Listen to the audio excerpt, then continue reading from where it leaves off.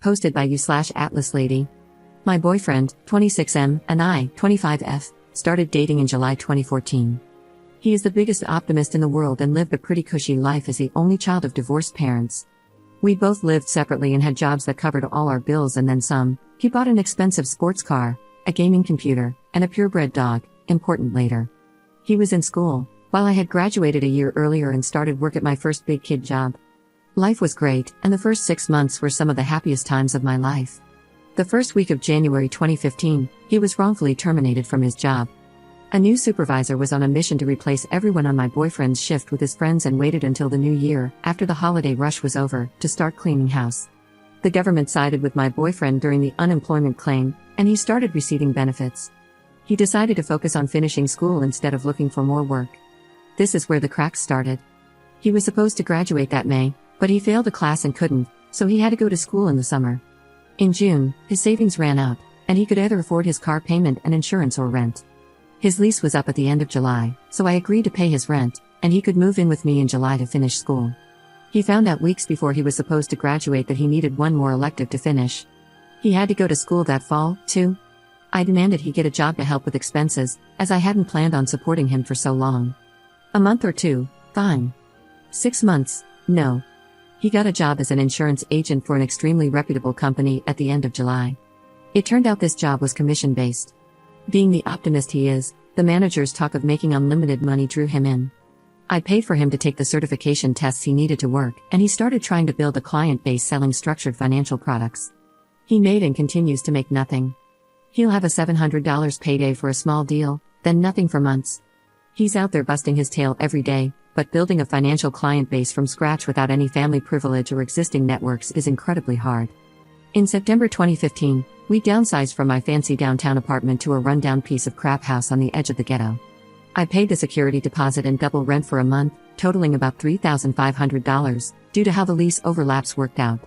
By November, my savings were almost gone, and I had to liquidate shares of my family trust, taking a penalty, as my grandfather didn't want us to access it before age 25, to get by.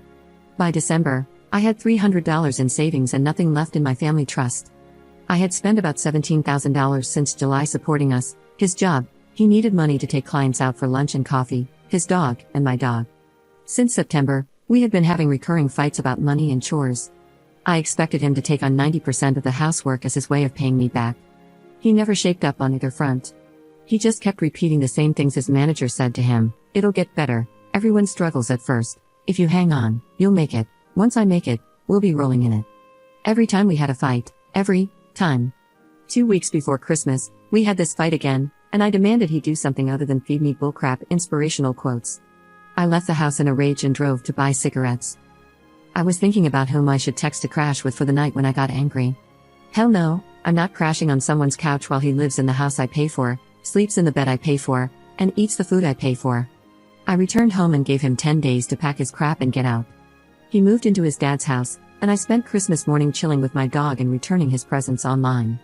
We started hanging out again in January of this year, and things seemed to be going well for his business, enough for him to consider getting an apartment. I told him he could move back in, and if we couldn't split expenses evenly at first, he had to get serious about doing chores and sticking to my budget. It was fine at first, but by April, he wasn't doing any chores, and I was back to paying 100% of his and his dog's living expenses. He also was about to miss his quota for that quarter and asked me to sign up for a policy and then reverse it after quarter end so I'd be reimbursed. I lost my crap on him. I work in capital markets. I can't afford to commit financial fraud for him. Bonus, the friend he did rope into doing the reverse policy still hasn't been reimbursed, 5 months later. We had another blowout fight, and he majorly stepped up on the chores front, which has sustained to this day. Money was still touch and go. When he didn't get paid, his fancy car ate it up every month. He landed a big case in May, paid his half of the rent in June for the first time, and even offered to pay all of July, which he did. By the second week of July, he was completely broke again and told me last minute he couldn't pay August rent. I had to scramble to get the cash needed in one account to send the check. He couldn't afford to pay for his half of groceries as he promised, either, so that was a scramble too. I'm so sick of this. I work an incredible job for my age, paid off all my college debt 8 months after graduation, and own my car, yet I'm living paycheck to paycheck supporting him. There's always something, even if it's a legitimate something, that keeps him from paying his half. It's been an effing year, and there hasn't even been marginal improvement. His job is meant for filthy rich trust fund kids who can afford to be this broke while they build their client base. I admire his optimism, but he's not suffering for listening to it. I am. I have enabled him far too long, and after the most recent fight about money, I realized he is too immature to be trying his hand at this job. He complains when he meets clients who spend their money on cars and trips and toys instead of buying a policy from him, when he blew his money on a car and a gaming PC when he had a steady paying job. He has no problem having regular, circular fights with me, yet won't ask his parents for help because that would be awkward, and I don't want to lose his father's respect. He's hurt that I don't trust his promises when he's barely kept any of them, from his graduation date to his bills to chores. He is too immature to see the bigger picture, and because I've been enabling him to a fault, he has never needed to, because the consequences don't fall on him. They fall on me. Last night, I told him I'm not renewing the lease and am moving out by myself. He followed me around the house, pleading with me and asking me questions. How do you feel about me? What about us? Where will I go? What will it take for you to let me come with you? Questions I have answered every single fight. Questions he needs to answer because it's his effing life. I refused to answer them again and went to bed. He stood in the doorway and quoted that stupid Marilyn Monroe line about not deserving people at their best if you can't handle them at their worst. I told him he was totally allowed to feel that way and walk. He shut himself in the computer room and slept on the couch that night. I can't believe he feels like I'm abandoning him after all I've done. He doesn't understand how hurtful it is when he tries to pay his half of the rent and bills by spouting off platitudes about struggle and success. It makes me feel so effing disrespected, and I have told him this every fight. And despite having this fight regularly, it's like he's not even listening to me. Why would he? I haven't made myself worthy of respect by being his financial doormat and not sticking to my boundaries. At this point, I feel he is using me as a safety net. He knows I won't let him or his dog starve, so he doesn't make himself care about coming up with the money for food. He is so deluded by his optimism that he breaks every optimistic promise he makes to me. He talks about how he thinks a client will buy an expensive plan, but then they get the cheap one and now he can't pay rent.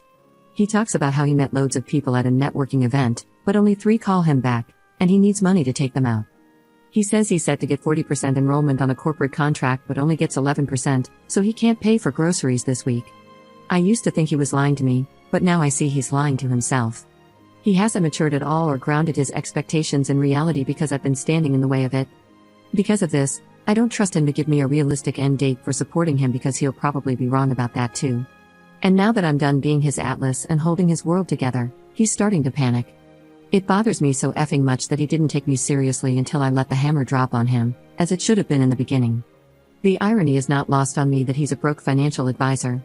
I missed the first 6 months of this relationship when he had a job that paid well enough to cover up his financial immaturity. I could have taught him a few things that might have stuck instead of picking up all the slack and mothering the ever-living crap out of him. I miss going to sit-down dinners, football games, and movies with him. I miss the feeling I had a month after I met him when I knew I would marry him. Now I'm not sure at all.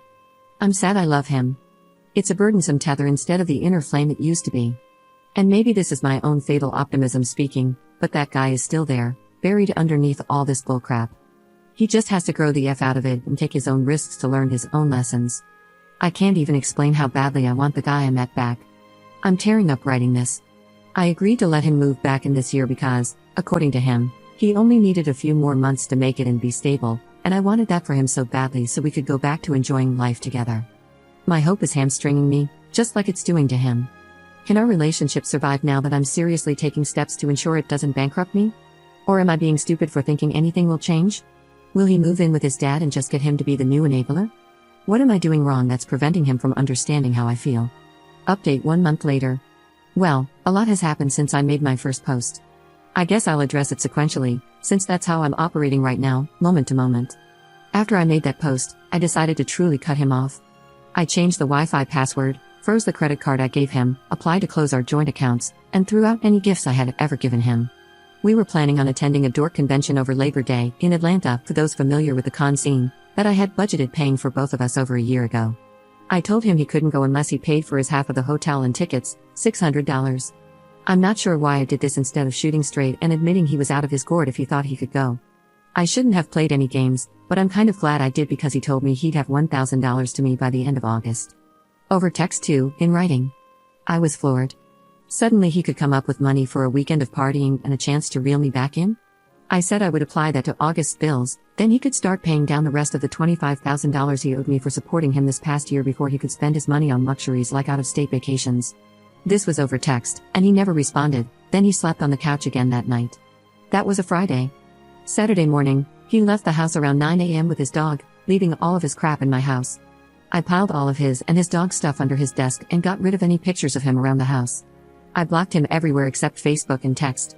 I went to 2 rental house showings, loved one of them and the landlord, put a deposit down that day, went on multiple walks with my dog as well as a long trip to the dog park, and celebrated/vented/drank wine through Twizzlers with my next-door neighbor and her boyfriend. XBF never returned that night. Sunday, I spent the day working on cosplays and outfits for the convention as well as goofing off with my neighbor and dog. It was lovely. I kept waiting for this wave of sadness and regret to hit me, but it never did. He had been out for 24 hours and his name wasn't on the lease, so I texted him that his claim to residency was gone, and he needed to come get his things with 24 hours notice. He said he was coming that night. I said 24 hours notice. He agreed to Monday evening. Monday, he picked up his stuff in his father's truck and gave me back the key. Hours after he left, he added a song to our shared YouTube playlist, Say Something by A Great Big World. I added Gravity by Sarah Bareilles and Too Good by Drake, then removed his access to the playlist the next morning. Yay, middle school communication methods. Wednesday, his best friend texted me like nothing was wrong.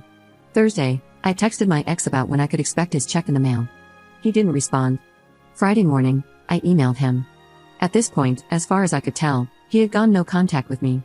I sent him one last email a day later basically stating that, and he asked me to coffee Sunday night. We met up for coffee. He never mentioned repayment at all, but in the discussion about our feelings, we both felt the same way about this, betrayed, abandoned, hurt, and distrustful of the other person. He felt I had lied when I said I was fine supporting him and basically insinuated that I wouldn't want to be repaid if I believed in us because otherwise I was actually loaning him money under the guise of love and setting him up to fail. When I realized he felt just as used as I did because I cut him off from my money, I knew I was done. My stomach sank like a weight. I let him finish talking, then we parted ways. He asked if he could contact me, and I said I needed a break. The next day, I emailed him about the $1,000 he had promised me and reminded him he never discussed repayment at our meeting. He didn't respond for days. Then, the day I was set to leave town for the convention, he replied saying the money was on the way. Cool, it could sit in my mailbox for 5 days while I'm out of state. Also, during this time, he was telling mutual friends we were going through a rough patch, yet my friends were finding him on Tinder and OKC. I partied my tail off for the entire convention, and when I came back, the check was in an unpostmarked envelope in my mailbox. I cashed it and sent him an email telling him so and asked that he use snail mail for future repayments instead of trespassing on my property when he knew I wouldn't be home. I seriously wonder if he was looking for the spare key I left with the dog sitter, so creepy. He replied to that email with some mushy "I love you and I know I screwed up things," claiming he is too nice and can't say no and that his urge to help others makes him neglect himself, and he needs to work on that. It was the most laughable apology on earth. I was so nice and helpful that I couldn't stop myself from draining you of all your money and energy, my bad. I replied, you broke my heart and my bank account. It will be a long time before they're both fixed, and by then I hope I won't be stupid enough to trust you with them a third time. I will be responding to emails about repayment, otherwise, good luck with everything. He replied, if I could take everything back that I did, I would. I love you with all my heart. I could have prevented it all. I could have taken action. But I let you slip away. And that'll be one of the biggest mistakes of my life. I'm truly, truly sorry for hurting you. I just want you to be happy. That's all I've ever wanted. I moved out of the house we lived into a similar one a few streets away. Moving helped keep me busy enough not to think about this. I threw out all our mementos and pictures and stuff in the process, so everything in the new place is all me, just me. Now I'm settled in, and it feels like it hasn't hit me that it's over. I thought I would be crushed, and there were some lonely moments at the convention that caught me up enough to need a cigarette, but I just feel humiliated. I don't even have the urge to check his Instagram. Every time I see a picture of him, it just reminds me of how stupid and naive I am for thinking he was my one. I'm also super distrustful of my feelings now because of that. It wasn't a question in my mind when I met him that we'd be together forever. I knew I wanted to spend my life with him, like my name, like a fact. I see cute people out or have great conversations, but I have no desire for anything more because I feel like my feelings aren't trustworthy enough to merit acting on them. They led me so far astray last time. But that's it, I guess.